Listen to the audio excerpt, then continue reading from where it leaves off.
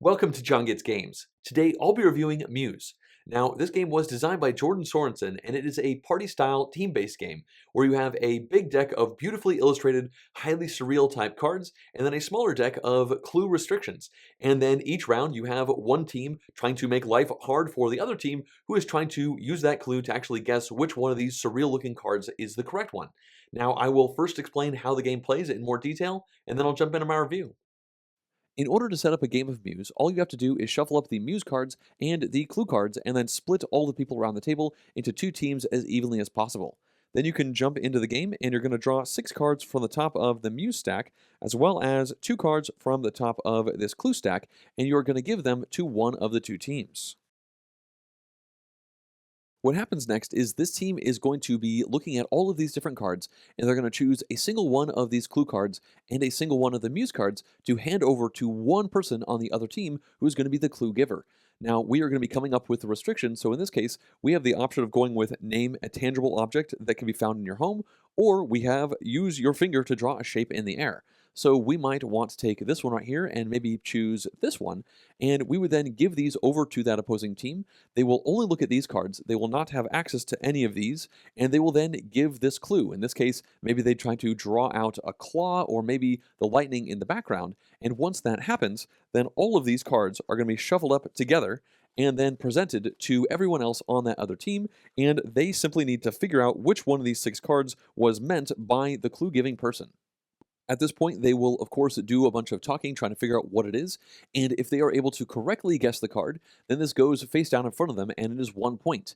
If instead they guess an incorrect card, then this will go face down in front of the opposing team, and you are going to keep playing this game until one team gets 5 points. So you're either going to get the points by guessing correctly or having the opposing team mess up, and once one team gets to 5 points, they win and the game is over. Let's now begin the review for Muse by starting with some positive points.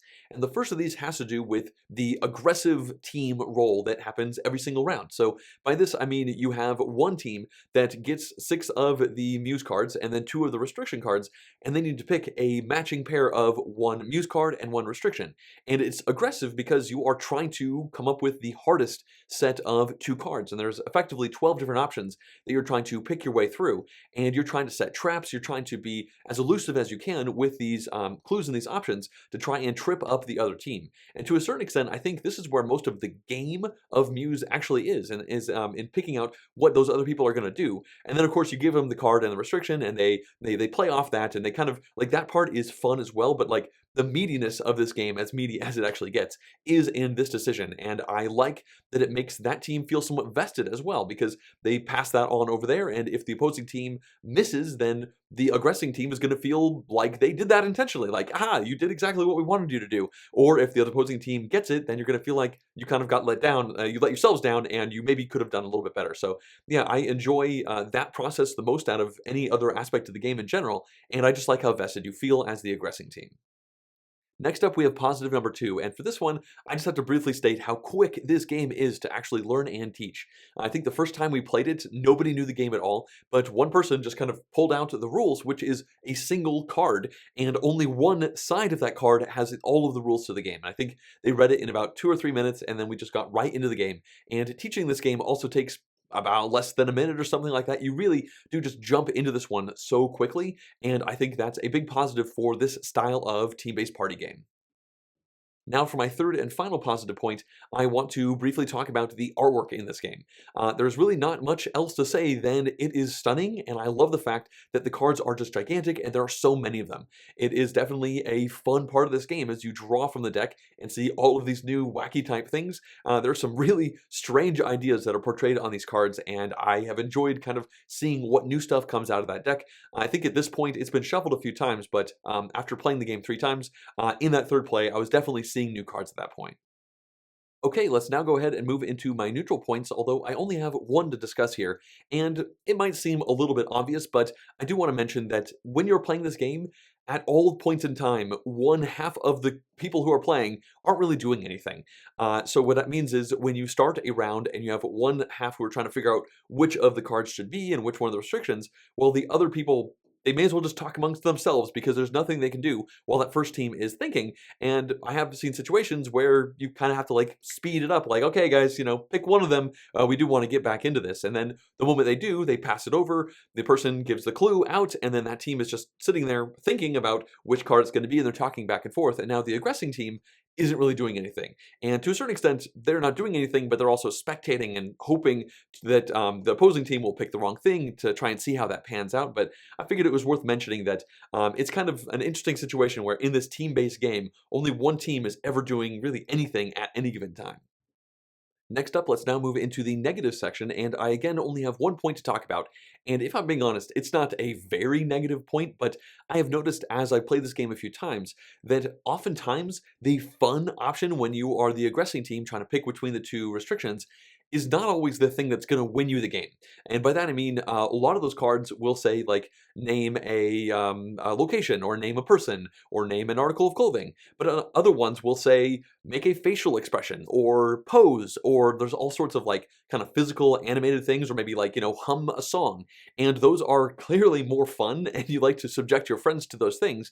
But we've found that more often than not, or at least I have found, that those clues seem to be kind of easier for some reason. Like it seems like when those get taken, everybody laughs, and then the guessing team just kind of gets it for some reason or another. And obviously my data set is not huge at this point, but I have found that as I've been sitting there as the aggressing team, sometimes I feel this pull of like, well, let's just do the fun thing as opposed to the thing that's necessarily going to win us the game. And considering this is a party style game, this is obviously a very light negative, because at the end of the day, you're looking to have fun here, and the more you laugh, the better, probably, even if you end up maybe losing the game based off of a decision that caused something really funny to happen.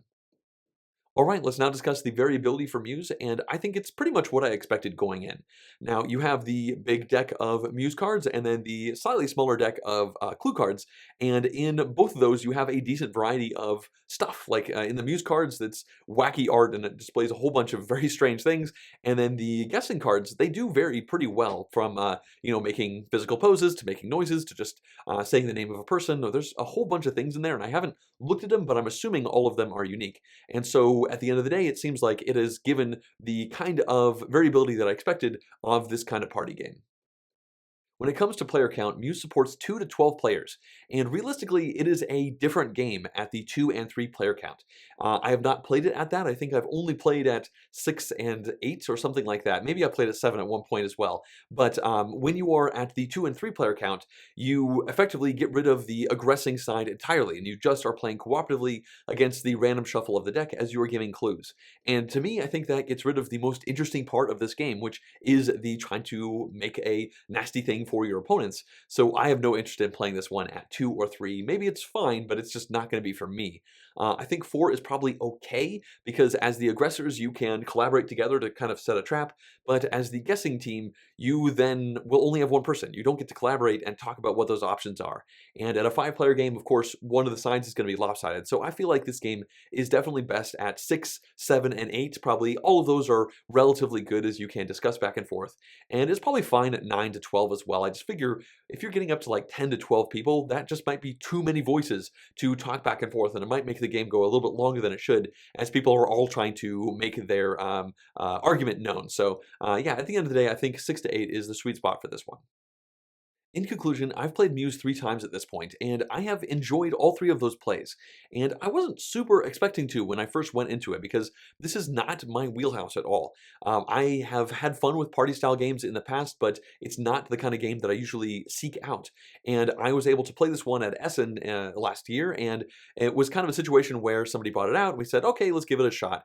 And I ended up being pretty impressed with the decisions that happened, because you have this really good combination of funny stuff, with like people doing goofy expressions or just, wacky clues, even if it's not like charade style. And then you also have some pretty good decisions, I think, where when you are the aggressing team and you're trying to come up with a nice little trap to hand over to the opposing team, I like those decisions, and I really like that collaboration best out of any other part of the game. Although I do suppose whenever you have something funny happen, it's fun to laugh at and with your friends, I guess, not necessarily at.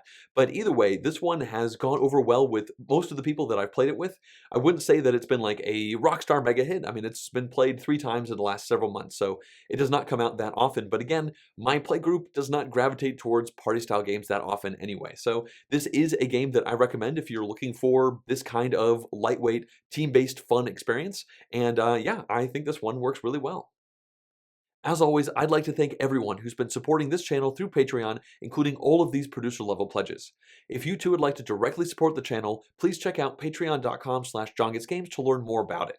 Also, if you'd like to see more in-depth board game reviews like this one, as well as full game playthroughs and vlogs, please subscribe to the channel. Thanks for watching.